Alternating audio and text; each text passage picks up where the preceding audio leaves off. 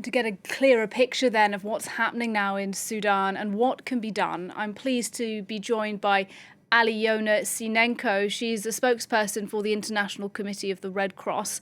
She joins us now from Nairobi in Kenya. Thanks for joining us. I'd like to ask you, first of all, to paint a picture, if you can, of what life is like for Sudanese civilians right now, caught amid that cycle of violence, those in the capital, but perhaps also those in places like Darfur. The life for Sudanese civilians has been a complete nightmare in now a little bit less than a year. We're about to reach 1 year anniversary, and the humanitarian situation is getting increasingly dire.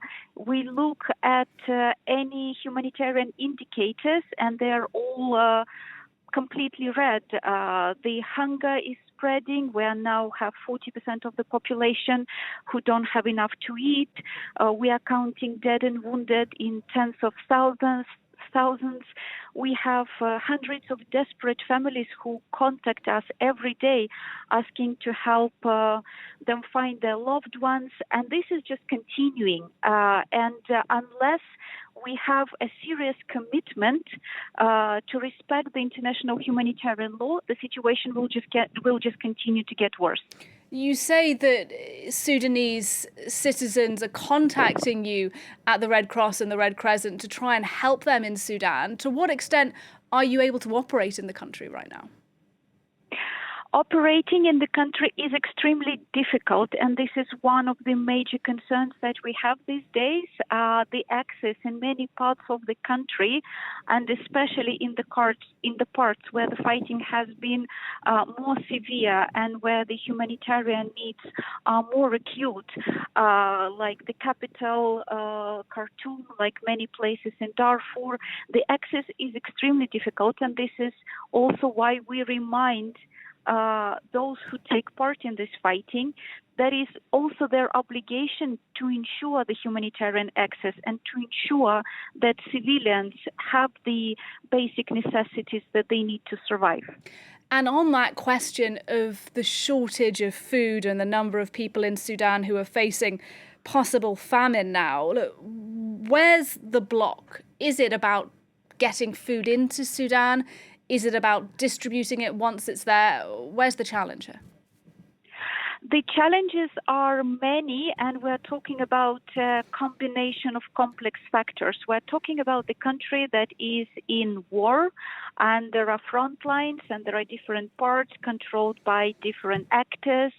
So moving goods and people from one part of the country to another is extremely challenging. We're also talking about the security situation that is very difficult because there's active fighting that is ongoing all the time, even if we don't hear about it every day. And then there is just the collapse of the security apparatus, and just the basic insecurity and moving throughout the country is extremely dangerous these days. How big a problem is sexual violence now in this conflict? Unfortunately, the problem is big, and I will not be able to give you any idea of the scale of the problem. And this in itself is a huge concern for us and other humanitarian actors, because we are talking about the country where 80% of healthcare facilities are not functioning.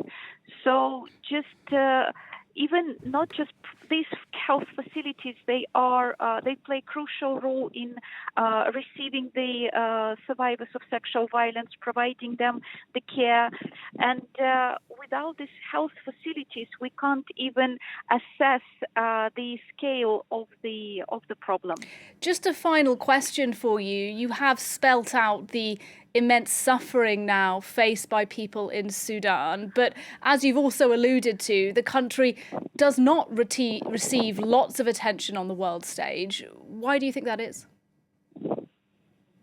Well, unfortunately, we're living through the period in time where there are many acute crises in the world that are competing for attention. And if we compare the situation in Sudan that in Darfur that the country was facing in early 2000s.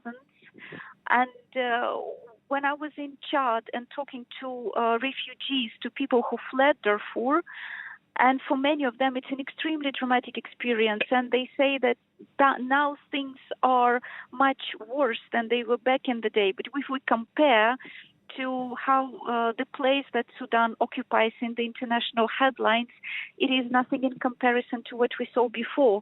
And unfortunately, this is the world that we live in. But we are calling, and we also have to make sure that it doesn't turn into another forgotten crisis.